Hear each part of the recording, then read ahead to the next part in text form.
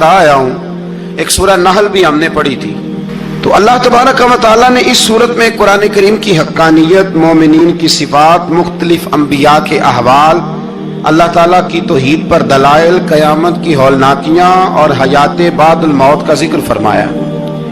इस सूरत की इब्तदाई आयात में एक बार फिर हजरत मूसा अलैहिस्सलाम के अहवाल और मौजज़ात का बयान है।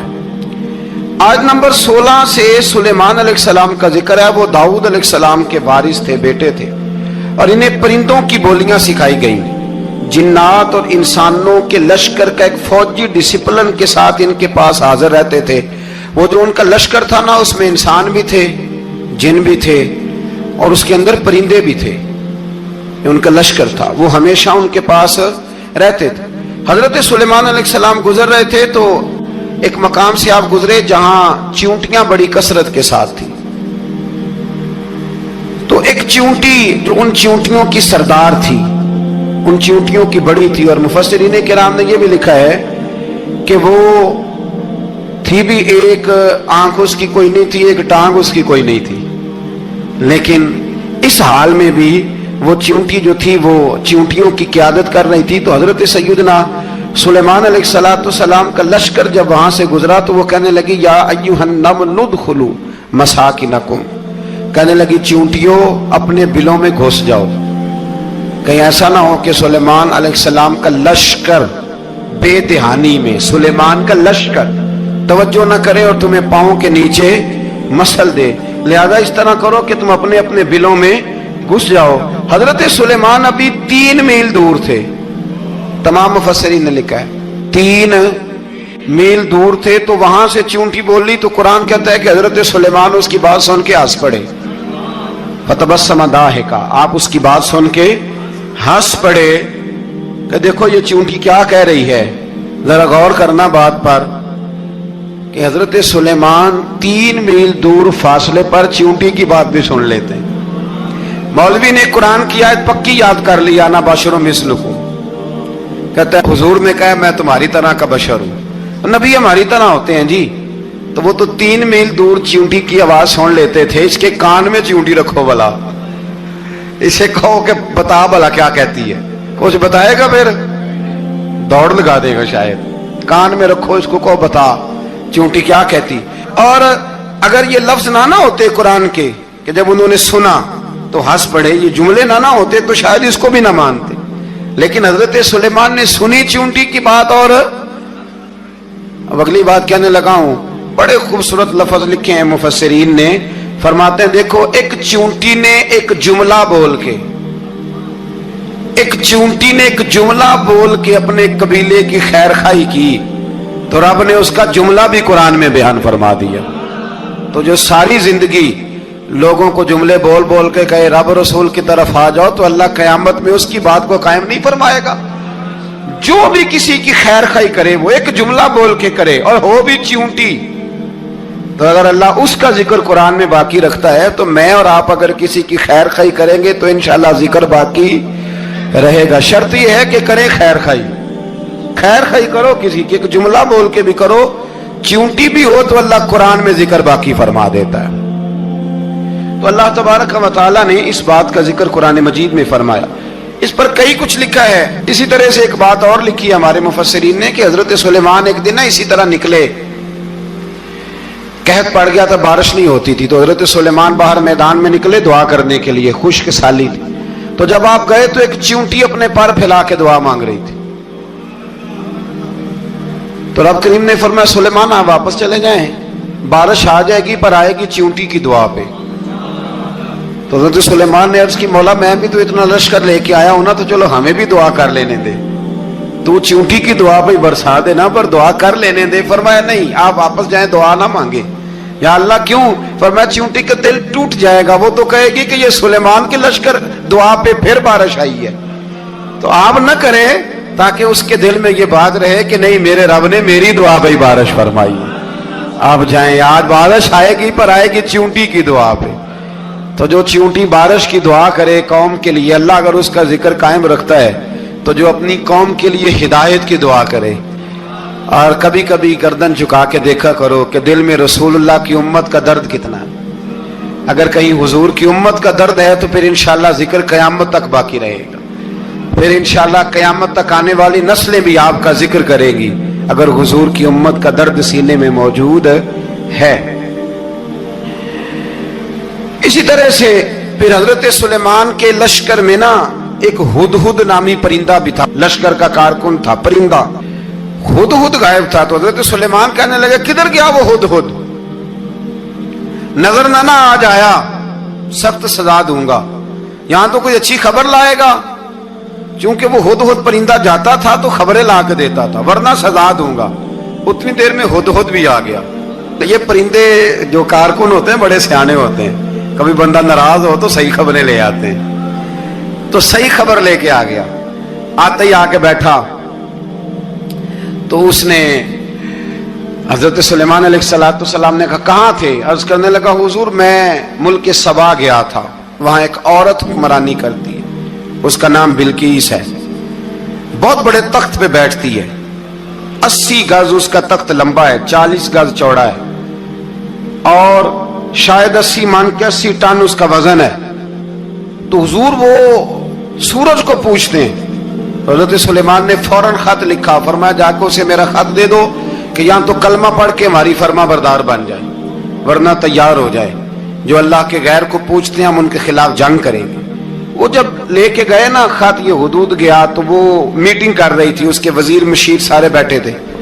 इसने जाके खत फेंक दिया मलका बिल्कीस की झोली में। उसने खत पढ़ा तो डर गई, वजीरों को बुलाया। हजरत सुलेमान, कुरान कहता है हजरत सुलेमान ने कहा था खत फेंक के ना तो साइड पे होके सुनना वो क्या कहता। बंदों के लिए मना है, परिंदों के लिए जायज है। बंदों के लिए मना है साइड पे होके सुनना। हाँ, जिसकी जासूसी की ड्यूटी हो, कुफर की जासूसी की, उस बंदे के लिए भी जायज है। तो यहाँ एक तो वो परिंदे थे, दूसरा कुफर की जासूसी कर रहे थे। साइड पे होके सुनने लगे तो मलका बिल्कीस कहने लगी अब क्या करना है, ये खत आया है। तो वो कहने लगे हम तैयार हैं, आप हुक्म करें, हम लड़ने को तैयार हैं, लड़ेंगे। वो कहने लगी नहीं तेजी न दिखाओ, कुरान मजीद कहता है कि वो कहने लगी जब लड़ाइयां होती हैं तो शहर तबाह होते हैं, मुल्क खंडर बन जाते हैं, लड़ाई मसले का हल नहीं है। उन्होंने कहा कि मैं नबी हूं, तो एक दफा आजमा लेते हैं कि नबी हैं कि नहीं, माज़अल्लाह आजमा लेते हैं। कहा कैसे? कहने लगी तोहफे ताए बेचते हैं, अगर माल पर दिल ललचा गया तो फिर नबी नहीं बादशाह है, और अगर माल पर दिल ललचाया ना तो फिर अल्लाह के कामिल बंदे। ये फर्क उसने उस वक्त बयान किया। उसने 500 कनीजे, 500 गुलाम, बड़े शानदार लिबास पहना के, 500 घोड़ा बड़ा तगड़ा, उसके ऊपर माल व असबाब रख के तैयारी करा के हजरत सुलेमान की तरफ भेजा। हुदहुद पहले से खबर लेके आ गया। हुजूर उसने ये प्रोग्राम बनाया है। वो जब आया सारा कुछ तो हजरत सुलेमान देख के जलाल में आ गए, फरमाने लगे उसे जाके कह दो तू मुझे क्या तोहफे भेजेगी, मेरे रब ने मुझे माला माल फरमाया हुआ है, उन्हें माला माल किया मेरे मालिक ने। जा उसे जाके कह तू क्या तोहफे देगी, जब रब देता है तो फिर कोई कमी ना ना वो नहीं छोड़ता। बंदे क्या दे सकते हैं, बंदे तो बेचारे 10 दे के तो 10 दिन उनकी आंखें नहीं खुलती। फरमाया मुझे अल्लाह ने जो दिया है क्या बात है उसके देने की। तो फरमाया उसे कहो या फरमाबरदार होके आ जाए या जंग के लिए तैयार हो जाए, हम उसे उसके शहर से जलील करके निकाल देंगे। उसने जाकर जब पैगाम दिया तो और उन लोगों ने भी आके बताया कि वहां तो हम अजीब मंजर देख के आए हैं कि जानवर भी हाथ बांधे खड़े हैं, वहां तो जिन्नात, सरकश जिन्नात खड़े। वो बादशाह नहीं, वो नबी हैं। वो जो 500 गुलाम और 500 कनीजे गई थी, हवाल सुनाया आके। तो मलका बिल्कीस ने फिर खत लिखा कि मैं फरमा बरदार होके आ रही हूं। माना क्या है, मैं कलमा पढ़ने के लिए आ रही हूं। तो हजरत सुलेमान ने कहा भाई अब इस तरह करो, जरा फर्श बिछाओ। उन्होंने फर्श बिछाया, इस तरह का के ऊपर फर्श था, नीचे मछलियां तैर रही थी, लग रहा था दरिया है। ड्यूटी लगा दी, जिन्नात ने बिछा दिया। उधर हजरत सैयदना सुलेमान फरमाने लगे अब चूंकि मान के आ रही है तो उसे अपनी नबुव्वत की अलामतें भी दिखानी है। उसने तख्त बड़ा शानदार बनवाया था, और खवातीन में जो आदतें खवातीन वाली होती हैं वो जाती नहीं। वो 7 कमरों में ना पीछे अपना तख्त रख के तो 7 दरवाजे बंद करके आई। उस जमाने में एक रिवाज था, वो जुलेखा ने भी 7 दरवाजे मुकफ्फल के एक रिवाज था।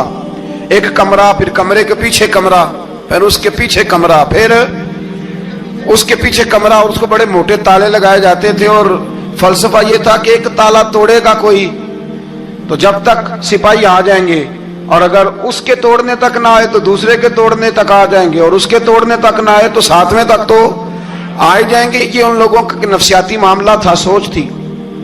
7 کمروں میں مکفل کر کے نہ وہ نکلی تو حضرت سلیمان علیہ السلام کہنے لگے بھئی مجھے اس کا تخت چاہیے اس کے آنے سے پہلے،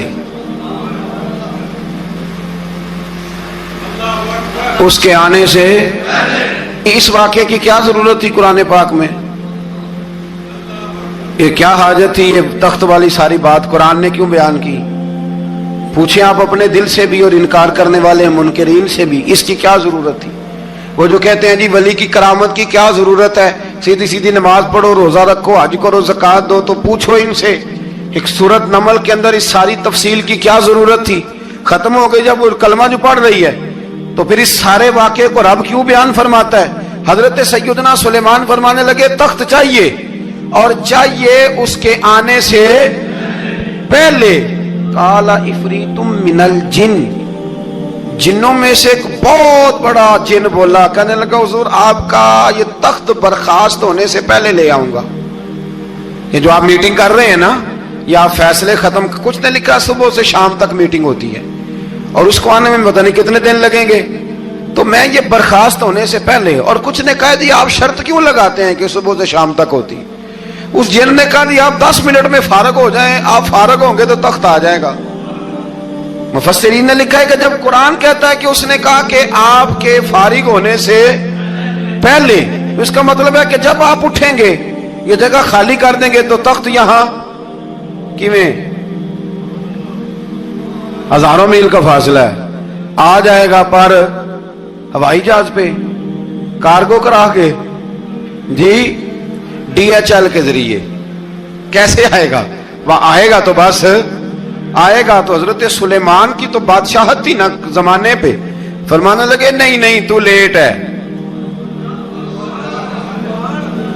تو لیٹ ہے، تو ہمیں جانتا ہی نہیں، ایٹ سیٹ تے پکھڑا کوار گندل، اسی اور بھی بوٹیاں جاننے ہاں، یہ تو لیٹ ہے، ابھی ہماری طاقت اس سے زیادہ ہے۔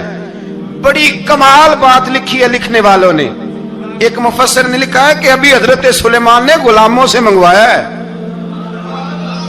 اپنی بات کوئی نہیں کی، یہ حال ہے ان کے غلاموں کا، تو سردار کا عالم کیا ہوگا؟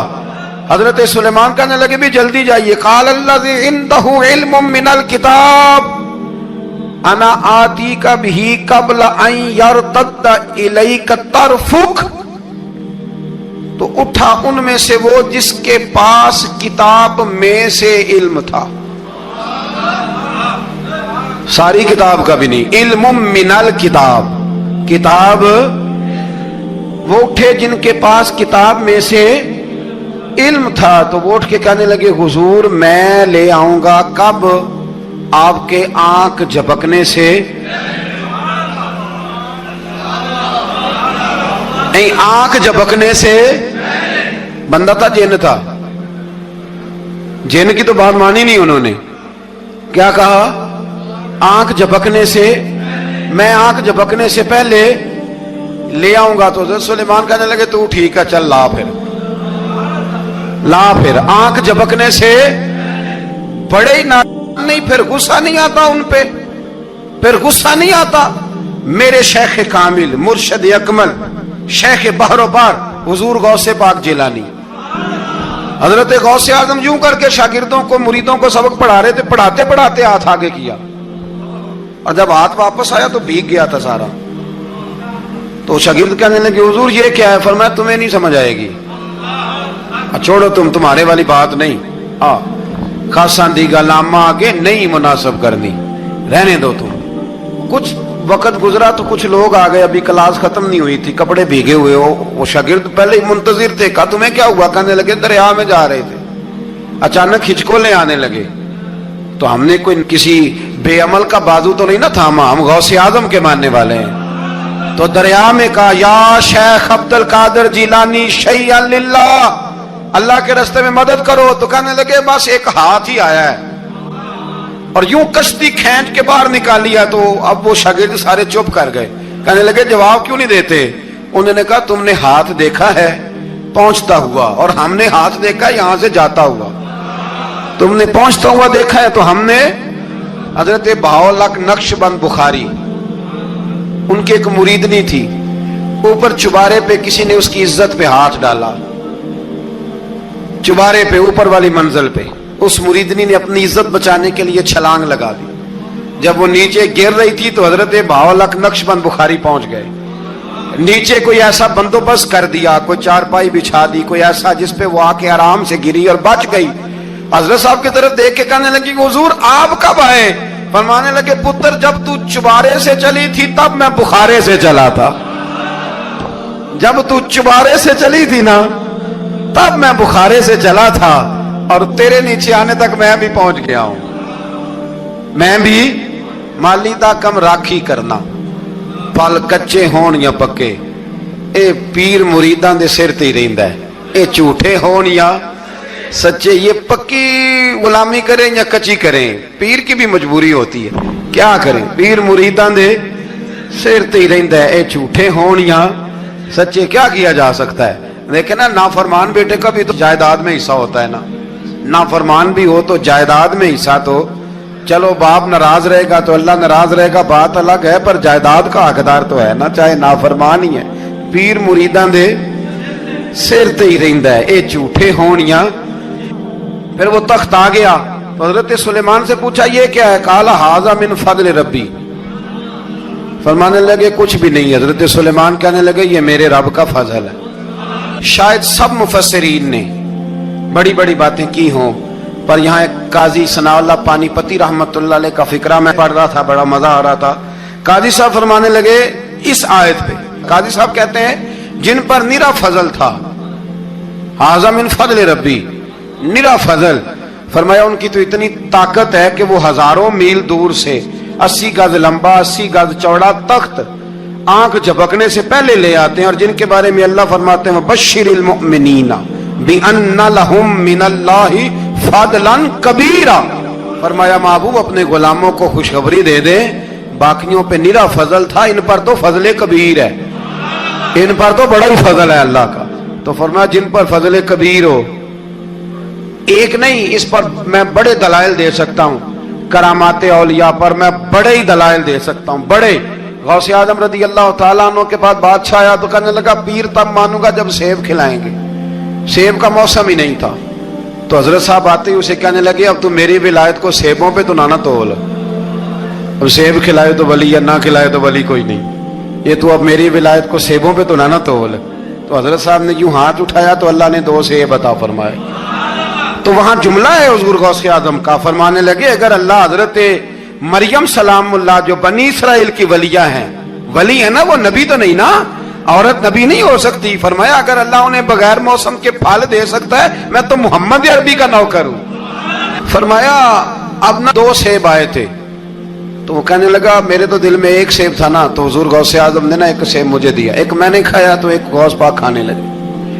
کہتے ہیں میں نے وہ منہ میں رکھا, ذرا ترش تھا, تو میرے چہرے کا وہ رنگ دیکھ کے نا, اثر دیکھ کے کہ تلخی محسوس, تو غوث اعظم کہنے لگے میرے والا کھا. تو 1 انہوں نے کاٹ کے ٹکڑا دیا, کہتے کھایا تو بڑا میٹھا تھا. تو میں نے کہا حضور آئے تو دونوں ہی غیب سے ہیں, تو آپ کے والا میٹھا ہے میرے والا کڑوا ہے. تو آپ فرمانے لگے آئے تو دونوں غیب سے تھے, پر ایک کو ذرا ظالم کے ہاتھ لگ گئے ہیں نا, اس کو تنبیہ بھی کر دی کہ ظلم سے باز آ جا, تنبیہ بھی کر دی. فرمایا ہاتھ ظالم کے لگے اس لیے ترش ہو گیا, سیانا بن. 1 نہیں 20 درجنوں. لیکن پتہ نہیں کیوں لوگ اڑ گئے, پتہ نہیں کیوں کڑ کے آ گئے کرامت اولیاء کے معاملے میں. بالکل, اور پھر کسی حدیث میں یہ نہیں آیا کہ اس زمانے میں ولی ہوں گے تو اس زمانے میں ولی نہیں ہوں گے. حضور نے فرمایا میری امت کبھی گمراہی پر جمع نہیں ہوگی. اقبال کہتے ہیں اولیاء کیا ہوتے ہیں, اولیاء کیا ہیں